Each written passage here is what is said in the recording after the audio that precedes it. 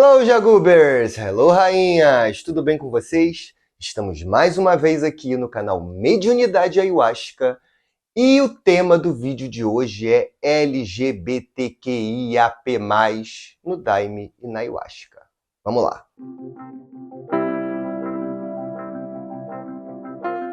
Antes de começar, eu queria pedir para você se inscrever no canal, ativar o sininho, dar um joinha logo de cara, assim, e no final aí você processa e vê um comentário legal para fazer, para a gente fazer esse vídeo girar, chegar a mais pessoas. Catem a gente também nas redes sociais, sempre tem um material interessante para vocês, assim. E o tema do vídeo de hoje, aparentemente, assim, inicialmente, pode parecer que foge um pouco do nosso esquadro, do nosso recorte de estudos aqui, que é sobre mediunidade ayahuasca. Mas não. Antes de tudo, é importante frisar também que esse vídeo ele veio no galope de um vídeo que eu fiz para a série Leituras, do livro Pode o Subalterno Falar, que eu meti um pouco malho nesse pessoal que gosta de ter lucros nos trabalhos, né? E aí, veio algumas questões, assim, na verdade, eu já venho recebendo uma enxurrada de denúncias, assim, de casos de homofobia, casos de preconceito nos locais onde se consagra a ayahuasca, nas igrejas de Santo Daime.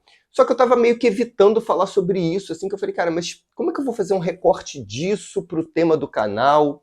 Só que depois desse vídeo do subalterno, eu falei, não vai ter mais como não tocar nesse assunto, assim. E aí eu trouxe esse assunto, assim, eu não vou, de forma nenhuma, elencar aqui, explicar cada letra dessa sigla, tá, gente? Tem outros canais no YouTube que fazem isso de forma muito, muito melhor do que eu faria, assim. A proposta aqui é trazer uma reflexão acima, em cima, né, de pessoas LGBTQIAP+, que frequentam círculos de ayahuasca, que frequentam igrejas do Santo Daime, como elas são recebidas, né, como elas são tratadas. Ah, tem que ter um tratamento diferencial para essas pessoas? Obviamente que não. Mas falta um pouco de humanidade, sabe? Ainda falta um pouco de visão além, de uma visão trans, né? Trans é além de alguma... transatlântico, além do Oceano Atlântico, assim. Então, falta uma visão além para esses casos, assim. A gente ainda tem o inconsciente coletivo aqui com a nossa colonização europeia, ainda tem muito definido que os gêneros são masculino e feminino, e para ser masculino você tem que ter um pênis, e para ser feminino você tem que ter uma vagina. E é isso que define. Assim, e está muito longe de ser isso que define, tá, gente? Ou seja, então se você cortar o pênis do homem, o homem deixa de ser homem? É só é só o órgão genital que vai definir isso, assim? Não, né? Assim, esse bando de letras nessa sigla que cada vez vem aumentando, né? Porque lá nos anos 90, quando começou isso, era GLS, né? Era gays, lésbicas e simpatizantes, assim. Você pegava todo um bolo de pessoas e botava no S. Depois, mais pra frente, virou LGBT, né? Agora tem uma sigla imensa, assim. E que tomara que cada vez aumente mais, sabe por quê?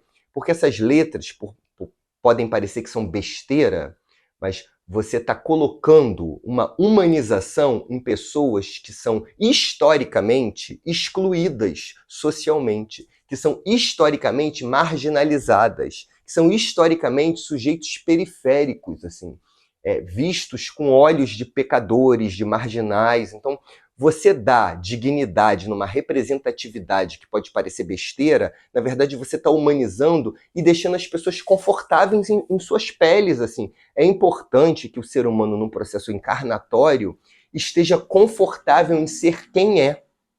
E eu venho pegando casos, assim, muito difíceis desse gênero. Eu vou dar alguns exemplos aqui para a gente ver o grau de seriedade com que a gente está lidando com a coisa, assim.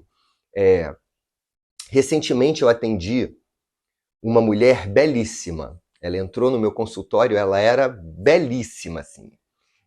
E durante a consulta, ela revelou algo. É muito importante aqui, eu frisar também, que eu consigo, a gente tem um olhar para essas pessoas que a gente consegue perceber quando a pessoa é uma trans, é uma cis, né? Claro que alguns não dá para perceber se a pessoa é bissexual, assim, mas tem algumas coisas que ficam mais latentes, né? Você sabe quando a pessoa é um travesti, assim.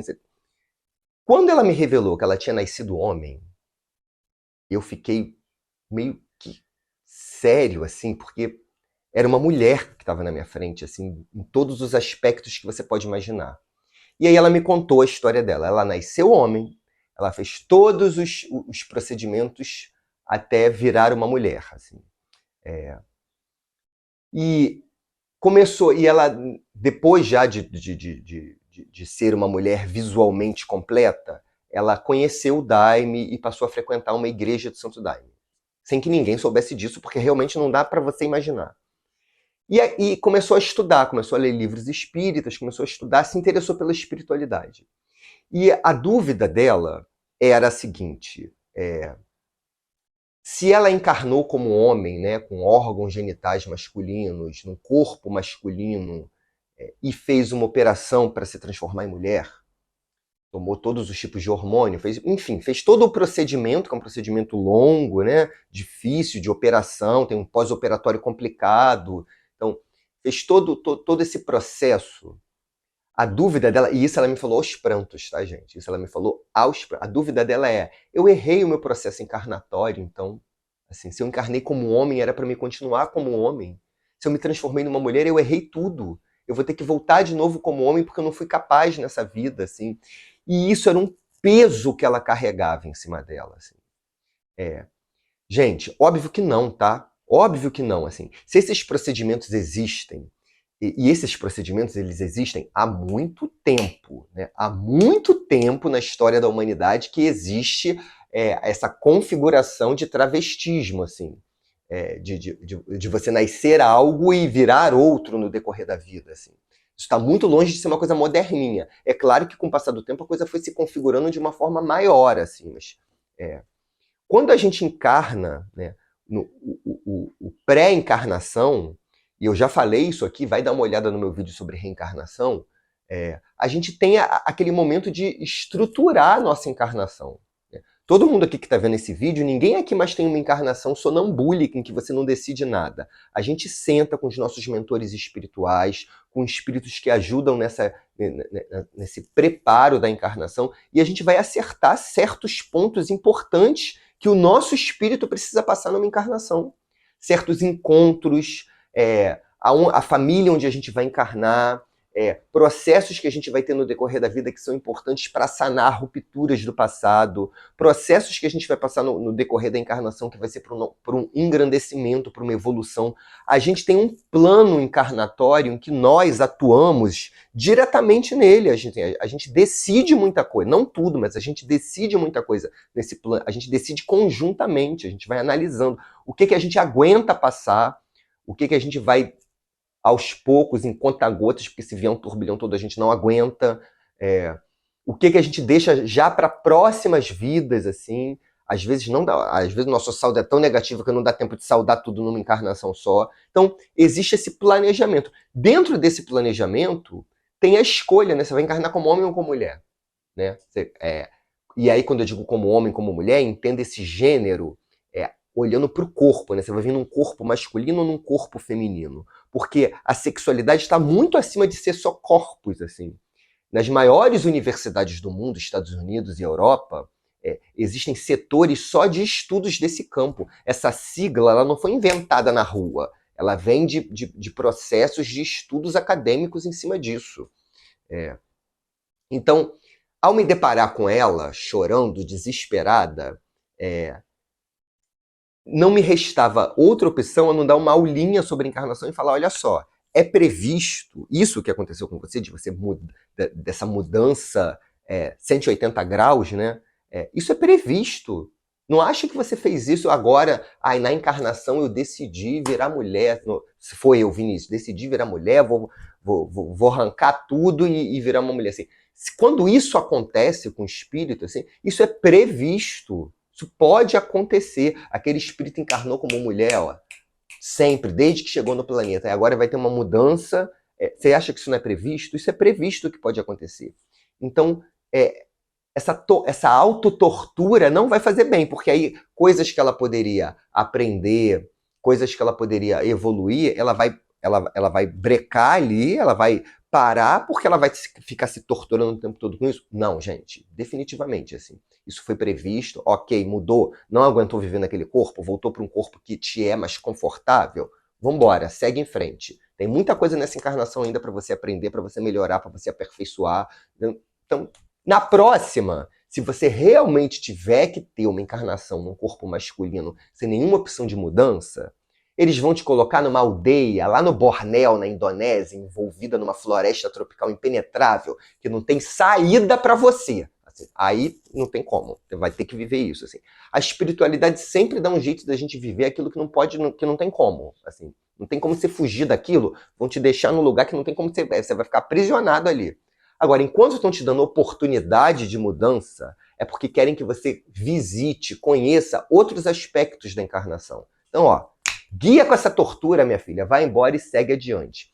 E aí eu fui me deparando com vários problemas que têm me chegado. É a ponto de, tipo assim, um travesti foi conhecer uma igreja do Santo Daime. Aí houve uma discussão antes do trabalho começar em qual lado ele ia sentar. Se era no batalhão masculino ou no batalhão feminino. Gente, por favor, isso é de uma falta de sensibilidade.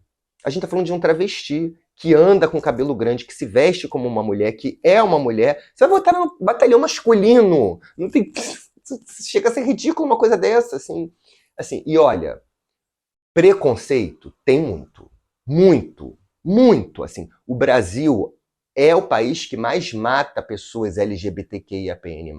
Mata mais do que os países muçulmanos dos países do Oriente Médio, mata mais do que Uganda, que é um país altamente que você é condenado à morte. Aliás, esses países árabes, quase todos, você é condenado à morte em casos de homossexualidade, assim. O Brasil ainda mata mais do que isso, assim. A gente avançou muito, mas falta muita coisa ainda. E nós que tomamos daime, que tomamos ayahuasca, a gente não pode reforçar esse estereótipo de preconceito e de discriminação, assim. Como exemplo pessoal, eu posso usar o meu. Eu fui aquela criança que começou a andar e começou a falar, o povo apontava, ó, isso aí vai ser viado, hein? Ó, falava pra minha mãe, ó, dá um jeito, porque, ó, vai dar porque não presta, hein? Assim, e eu cresci sendo apontado, assim. O meu período escolar de infância e adolescência foi um inferno, assim. Eu só sofria, assim. Numa época, eu tô falando de anos 80 e anos 90, numa época que não existiam as palavras bullying e homofobia. Nunca se tinha ouvido falar nisso, assim. Fui ouvir falar nisso depois de velho, assim. Então, tipo, eu aguentava calado, porque era aquela coisa, se chegar em casa dizer que apanhou, vai apanhar mais, sabe? Então era aquela coisa assim, se era xingado de viado, ninguém podia saber. Porque senão ia ser pior pra você, porque o certo era quem xingava, você estava errado, assim. Comigo aconteceram as maiores atrocidades do mundo, assim. Eu acho que eu fui a primeira vítima de cura gay, porque eu fui levado, com 14 anos eu fui levado no médico pra me curar. E eu não sabia nem o que era, tá? Eu não sabia o que era ser viado. O que é isso? As pessoas me xingavam, eu não achava... Assim, então, tipo, era uma desinformação numa época sem internet. E não pense que isso passou, assim. Na minha época de fardado mesmo, de estar frequentando a igreja do Santo Daime de noite, assim, até apelido me botaram. Me botaram o apelido de bichícios. Vocês acreditam nisso? Eu sempre tive esse jeito também, né? Mas, tipo, nada justifica, assim. Eu tô falando de um ambiente espiritualizado, né? As pessoas estão comungando o Daime de uma mesma corrente, assim. As pessoas que estão indo buscar o Santo Daime, que estão indo consagrar a ayahuasca, não é porque são especiais, é porque precisam. É porque precisam, por vários motivos, assim. Então, você receber uma pessoa que está ali trabalhando, que está ali em estágio de necessidade, porque todo mundo que consagra daime e ayahuasca, ao contrário do que falam, olha, são pessoas especiais, não, são pessoas que necessitam, tá? Que precisam, assim. Então, você, em vez de receber carinhosamente uma pessoa dessa, você bota um apelido na pessoa, você olha torto, assim. Isso daí é algo impensável para os dias de hoje, assim. E é impensável para qualquer época, né? Mas nos dias de hoje é pior ainda, assim. A gente está lidando com pessoas que historicamente, né, foram segregadas a um canto marginal da história. Então, no ambiente espiritual, essas pessoas elas têm que ser bem recebidas, bem tratadas, bem cuidadas, assim como qualquer outro. Tem-se no imaginário no imaginário coletivo que gays e qualquer sigla dessa vai ter um lado espiritual mais desenvolvido, assim. Já ouviram falar disso? Eu já ouvi falar disso, assim. Os gays são maiores médiums, assim, porque acoplam o lado masculino e o lado feminino. Gente, isso é de uma bobagem sem tamanho, tá? Não existe mais isso, assim. A gente tem numa predisposição terráquea de alguns anos para trás, que a mulher sempre foi um maior receptáculo, né? O corpo feminino, a partir de sua energia de gerar um ser, ele é um receptáculo melhor para energias astrais. Tanto é, não me deixa mentir, eu sempre trago um material para confirmar aquilo que eu estou falando, né? Eu não estou tirando isso do nada, assim. Tenho aqui um livro em minhas mãos, que é um relato etnográfico, antropológico, de um autor chamado Edson Carneiro, lá dos anos 30 e 40 na Bahia. Ele se chama Candomblés da Bahia. É um livro bem antigo, né? Essa aqui já é uma edição mais novinha, assim. Esse livro, Candomblés da Bahia, ele tem um percurso interessante de contar a formação do primeiro terreiro de candomblé baiano, assim. E de trazer um relato etnográfico, aquele relato que traz minúcias, né, que traz detalhes. Então, é interessante para quem pesquisa a espiritualidade mediúnica, mesmo que você não seja do candomblé, dá uma olhada. É um livro absolutamente interessante. E a parte que eu trouxe de recorte aqui é quando ele fala sobre os homens efeminados no candomblé. E aí a gente vai notar que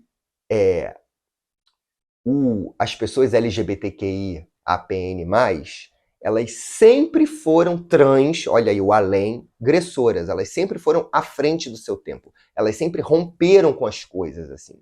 Aqui no Rio de Janeiro tem uma fala interessante sobre isso, que se fala assim, se você vê um gay pobre, você pode ter certeza que ele veio da miséria, porque gay sobe na vida. Sabe por que gay sobe na vida? Porque desde cedo ele vê que ele é sozinho. Desde cedo ele vê que ele não vai poder contar com ninguém, que vai ser ele por ele mesmo. Então ele tem que estudar, ele tem que batalhar, porque para ele vencer, vai ser ele sozinho. E isso é muito triste. Que bom que isso está mudando, que bom que as famílias agora estão acolhendo, que bom que as famílias agora têm um entendimento maior sobre o assunto. Porque antes, o porradeiro, me desculpa a palavra, começava dentro de casa. Era dentro de casa que você era expulso, que você tinha que se virar sozinho, que você não podia falar nada para ninguém, porque o errado era você, o pecador era você. Então, que bom que isso está mudando, né? Que bom que hoje em dia existe um acolhimento. Que bom.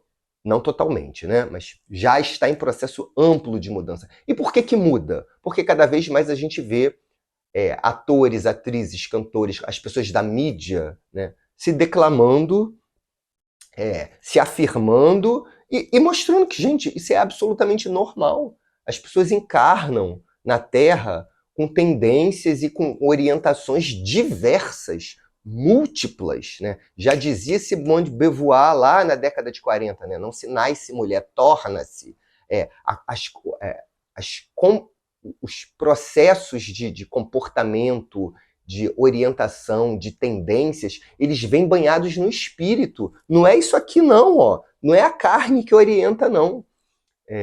Mas voltando aqui ao livro, voltando à nossa seara mediúnica, a gente vai ver que dentro da espiritualidade, dentro da mediunidade, os gays romperam com muita coisa.